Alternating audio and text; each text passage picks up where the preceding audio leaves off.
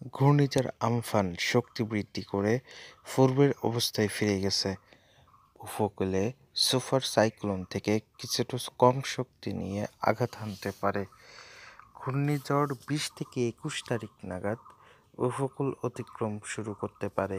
ঘূর্ণিঝড়টি প্রচুর পরিমাণে মেঘ সঞ্চয় করে চলেছে এবং সমগ্র বাংলাদেশে ব্যাপক ঝড় বৃষ্টির সম্ভাবনা রয়েছে। এরই মধ্যে খুলনা, বরিশাল এবং চট্টগ্রাম বিভাগে কিছু বৃষ্টির রিপোর্ট রয়েছে। পশ্চিমবঙ্গ সহ খুলনা, বরিশাল এবং চট্টগ্রাম বিভাগের উপকূলবর্তী জেলাগুলোর জন্য ভয়াবহ পরিস্থিতি অপেক্ষা করছে। ঘূর্ণিঝড়ের আগাম প্রস্তুতি গ্রহণ করুন এবং বিশেষভাবে সতর্ক থাকুন। আজ বাংলাদেশ সময় দুপুর ১২টার দিকে ঘূর্ণিঝড়টির কেন্দ্র থেকে নিকটতম ভারতীয় উপকূলের দূরত্ব প্রায় ৩৪৫ কিলোমিটার। বাংলাদেশের কুয়াকাটা থেকে দূরত্ব ৭১৩ কিলোমিটার।